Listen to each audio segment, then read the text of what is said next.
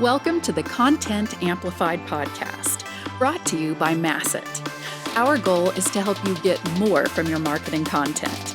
Each episode is a 10 to 15 minute interview with industry experts that share amazing insights to help you squeeze as much juice from your content as you possibly can. Here's today's interview. Welcome back to another episode of Content Amplified. Today I'm joined by Alix. Alix, welcome to the show. Thank you for having me, Ben. Well, before we dive in, maybe just share with us a little bit about your background, what you love about content and storytelling. Let us get to know you, and then we're going to dive into a really fun subject today. Great. I'm Alix. I've worked in content since back in 2010, I want to say. I started my career kind of in advertising and content, working for an agency that did infographics called Just 3. But we also did a lot of stunty stuff, like the first Foursquare check-in in space with NASA. Did a lot of fun kind of like installations. From there, I was one of the early members of BuzzFeed. I was employee number 90. So I was there in 2012, helping build the creative team there. So we were kind of one of the biggest companies doing branded content and really making that the bread and butter of what we're selling. Focusing, in my time there, we focused mostly on posts and quizzes and ultimately video and everything else that it became to be. And I was able to grow that business internationally, oversee creative. So a lot of my career was spent during those years training people on how to make branded content, how to bring the fun spirit of the internet and making relatable content for brands. And then I'm giving you my full bio. Now I work at Giphy, which is what we're going to talk about today. I love it. And, this is why the background is so relevant. We were just talking before we started recording. Giphy is still my favorite Slack integration of all time. I think it's the coolest thing ever. I know my co-founder, when we first got Slack, was like, okay, number one install, we got to have Giphy on the platform or else it's not true Slack. And so it's a lot of fun. But Alix, what we're talking about today is storytelling from a brand, and particularly like how a GIF can actually aid in that. So what are your thoughts? Like, I know it's been very personal communication for GIFs. How is that starting to transition into businesses, and how do we start to think about it maybe a little bit differently? Yeah. So one of the things that's interesting about Giphy is that we've had partnerships with businesses and media companies for quite a few years now. We have a partnerships team that's kind of tasked with building those relationships and helping those brands and entertainment companies make sure that their GIFs are optimized and are the best that they can be. And so now that we're working with brands in a more significant way, we've kind of restood up our ad business as of last year. And so that kind of unlocks more tools and more guarantees with impressions, viewability, takeovers and stuff like that. But the way that we advise brands and media companies that might want to use GIFs is really taking your story and picking it apart in its kind of emotional beats and its kind of uniqueness. So I always advise to have a couple buckets. The emotional piece. So how do you want people to feel about your brands? What do you want to evoke? And what do you want people to celebrate with your brand? So thinking about tentpoles. This can be a Mother's Day or something really niche, very simple, like National Donut Day is an easy win for a donut brand. And then what makes your brand really unique? So if your brand's audience really loves fishing and the outdoors, let's align with what people talk about when they're talking about those topics. So just I love that. Emotion, topics, and temples. I love that. So when you're thinking about logistically, I want to use this, almost form of storytelling in my advertising and how I communicate with customers. How do you weigh the balance of materials that are owned by the business, creating your own materials versus popular clips? How do you typically recommend businesses navigate those waters, especially with copyright?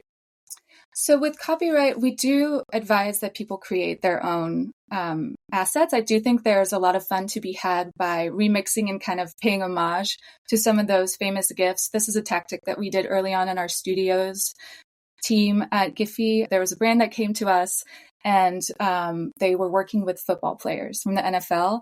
And we reenacted the white guy blinking, the thinking GIF, all those really iconic GIFs. When you think of reaction GIFs, we had Peyton Manning and all those guys reenact those. And so that's a fun way to both put your talent first and foremost and make sure that people know that the brand is associated with these beloved figures, may they be athletes or musicians, and also kind of wink that you're part of Giphy, you know how it works, and you know what people are looking for when they're looking to express themselves. I love it. I know when we were talking beforehand, there's been some really cool examples of brands who have really embraced this medium of storytelling. Any examples or anything that you've seen work really well for businesses that are really just trying to stand out and connect with people? That's a really good question. I can think of a few off the top of my head. I'm thinking a lot about brands because that's what I work with predominantly, but we also have a lot of entertainment companies that come to us, and that, you know, anybody that you can think of, the big streaming platforms, the big studios, and they use Giphy a lot to kind of break down the big beats and kind of memorable quotes and get that into the world and into people's conversations for all their new releases, their TV shows. And of course, another kind of common use for GIFs is iconic quotes from the 90s and the 2000s. I feel like millennials love GIFs, and Gen Z kids also love the 90s movies. So we see a lot of like Anchorman, Ace Ventura, etc. And sometimes studios will come to us to advertise the anniversaries of those movies. And that's a great way to kind of get people back into the environment and thinking about the story of the movie by just kind of seeding little moments from it. I love that. How does the shareability side of things change? It seems like GIFs naturally increase shareability, and that's one of the benefits of using that over other mediums of content.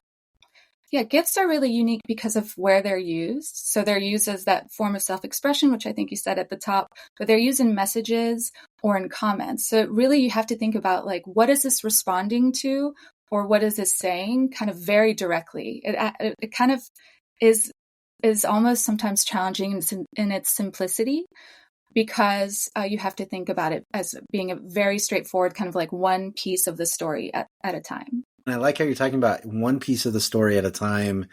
And I think that's a talent that marketers need to embrace, because sometimes we try to tell too much. Even in school, we learned, how do I take a book report and make it into as many words as possible? Where really, like, we need to distill it into single emotions and moments with these individuals.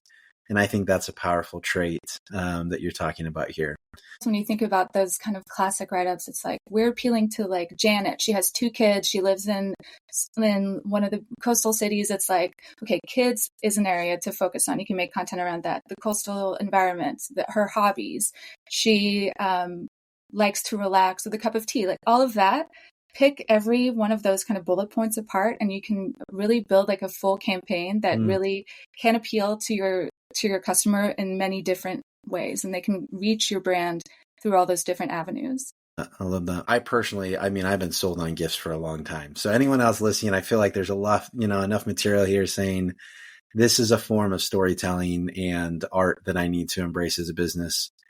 Where is this industry going? Like, what is the future of GIFs?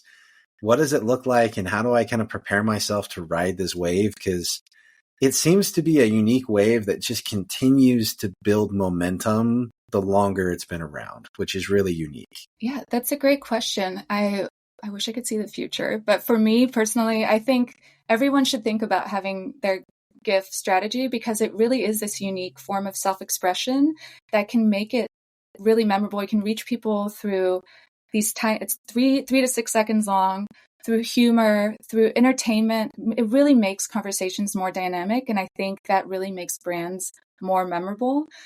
So just thinking about that, thinking about stickers, which are also the other format that we host on Giphy, which are kind of those, they're GIFs without backgrounds. They're used in this like ornamental sort of behavior where people stick them to adorn their stories. So you become kind of part of people's assets that they share with their friends. So thinking about that, and we've seen over the years, I've been at Giphy for 8 years, and as we've added different partners, distribution partners, so we're in dating apps, We're in, of course, the Meta properties, all the big messaging apps and TikTok and Snap. But we're also in the, like you said, Slack. We're in workplace apps is the word I'm looking for. And we've seen kind of the behavior shift. We see a lot of good mornings, but welcome to the team is a big keyword now, where it wasn't before. We had a lot of workplace integrations. And I'd love to see kind of the future of Giphy, and as we add more types of integrations, as more apps are invented and people learn how to adapt the GIF behavior into those apps, I'll be excited to see kind of new conversations that pop up and trend on Giphy. I love it. Something randomly, that I was thinking about is Giphy, considered a search engine? And if I'm a business, how do I optimize for that search engine, or should I even be thinking about that? How do you kind of consider that as a platform and a search engine? Yeah, Giphy is the GIF search engine. So you're exactly right. You have to think about keywords and kind of how you want people to discover your content and in which moments you want them to discover that content. So thinking about which conversations again, or associated with what events that are going on. We know if people are watching sports, they love to say, let's go. So make sure that you have a GIF that is tagged with let's go so that people can discover your brand while they're watching sports. And one thing that we offer with Giphy ads is promoted search. So you can partner with us to pin your result to the first search result in the search engine and also in our trending feed. So that's a way to get kind of guaranteed visibility and make sure that people are finding you as soon as they open the search. So what else comes along if a business reaches out and says, I want to engage, help me with my ads? What does that process look like? What does that onboarding look like? How do you work together? What would that be? Right now, we're a direct sold business, so we're sold in a CPM. It's the RFPs. We take in RFPs and work with our creative strategy team to put together proposals and really kind of flesh out what a full campaign looks like on Giphy. And we can help with content. We have a studios team. And we can really help optimize for the conversations that are going on right now or what their consumer is looking for. So we do contextual targeting, and we really can see what people are searching for in certain moments. Right now, I'm working on a proposal that's it's for a beverage brand, but they want to advertise in September to October. And I know in the middle of that is the first day of fall. And I know people love to celebrate the changing of the seasons, love to kind of relax into this cozy feeling of fall. So we're kind of orienting the proposal towards that to make sure that they're there and part of the conversation as it's going on, the seasonality, but also putting their brand first and foremost. So we're also advising on keywords and content that meets the type of beverage that they are and that feeling that we want to bring in, which is like refreshing and relaxing. I guess one final question. Again, these go by so quick. Generative AI is on so many people's minds. How is that making an impact in GIFs in this format of storytelling? And I do apologize. I'm firmly in the GIF camp instead of GIF, but how does that impact? Like, what do you see there? How is that impacting, this form of storytelling and art? Well, first and foremost, we're aligned. We also say GIF. Okay, good. So no worries there, but we accept both. Both are correct. Yeah.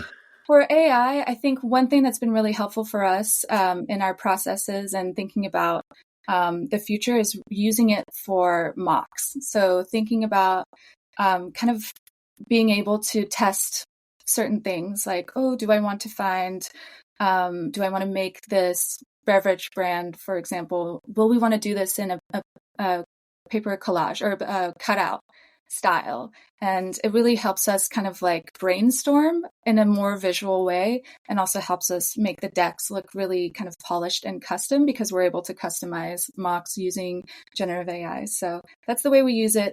In terms of for the GIFs, I think that will be, again, for the future to see. I'm not sure yet. I love it. I love it. And on that cliffhanger, I think that's the perfect place to kind of close out the episode. Alix, thank you so much for the time. Thank you for the insights. If anyone wants to reach out and connect with you online, how and where can they find you? I think I'm the only Alix at Giphy, ALIX. If you want to look me up on LinkedIn, that's the best way to reach me. Well, again, thanks for the time today. Thanks for the insights. That was amazing. Appreciate it. Thank you, Ben. Thank you for listening to the Content Amplified podcast. Please subscribe and leave us a review. And for additional ways to get more out of your content, visit our website at getmasset.com. That's getmasset.com. And tune in next time to the Content Amplified podcast.